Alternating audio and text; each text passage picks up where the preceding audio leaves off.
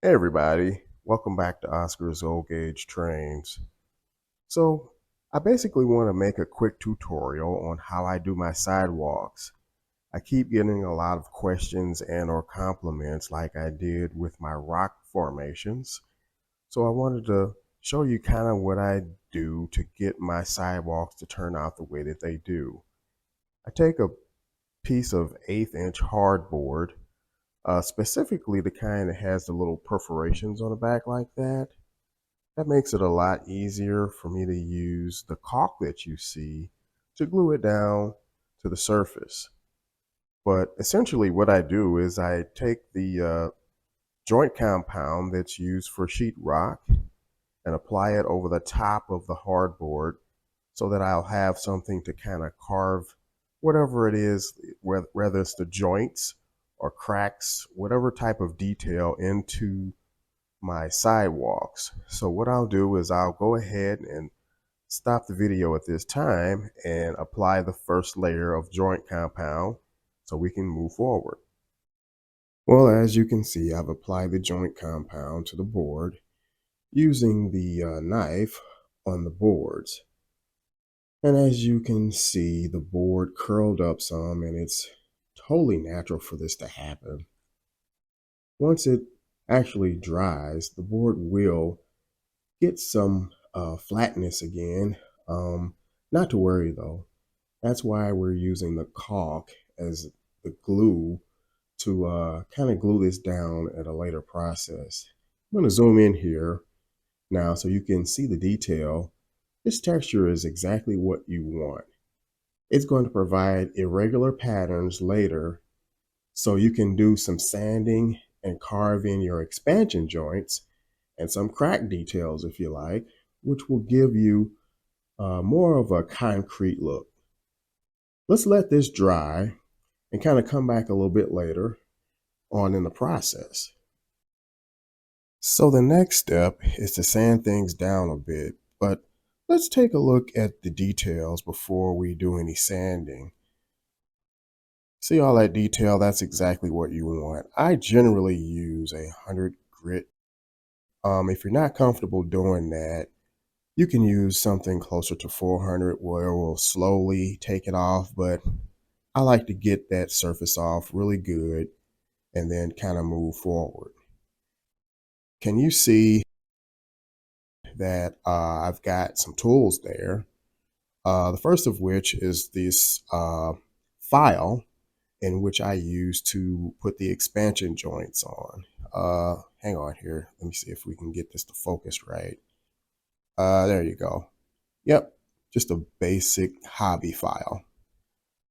Now, I generally put in maybe about 1.5 inches across and then 1.5 inches down the sides.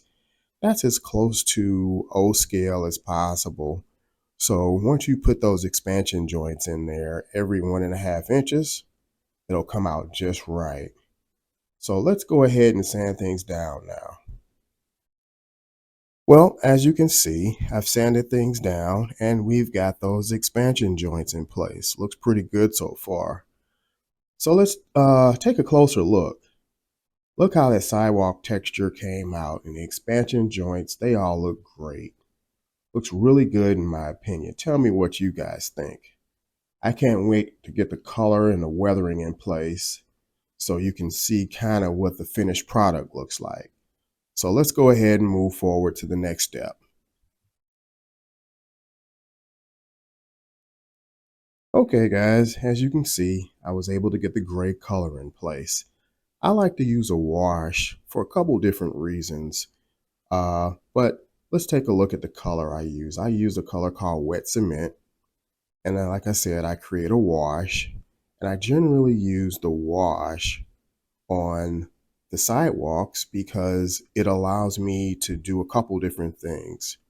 It allows me to stain the concrete versus painting it.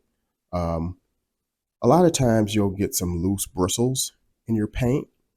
And if you're using a wash, you can very easily get those bristles that break off. Just kind of just brush them off. Now, If you paint it, you also lose a lot of the detail that's inside of that what's now drywall. Now, when you use a wash, you also get the ability to stain the concrete versus painting it.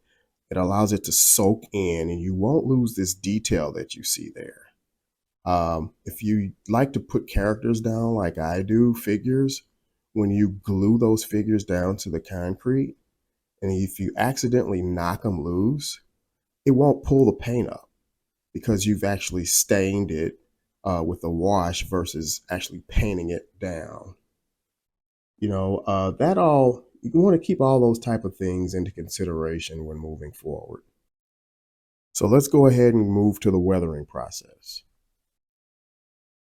I basically used the soft brush you see there and the black weathering powder to kind of just dust into the cracks and crevices that you see there.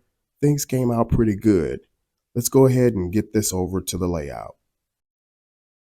Well, as you can see, here's the finished product. I had to use some of that caulk to glue all of this down, and I just used a basic weight to hold them down in place so that they wouldn't curl up. Leave it overnight, at least 24 hours. But there's that nice crack. Came out pretty good. Leave me your thoughts. Tell me what you think. You can notice I kind of have some ground cover here. But I think overall, everything came out pretty good. Thanks for stopping by today.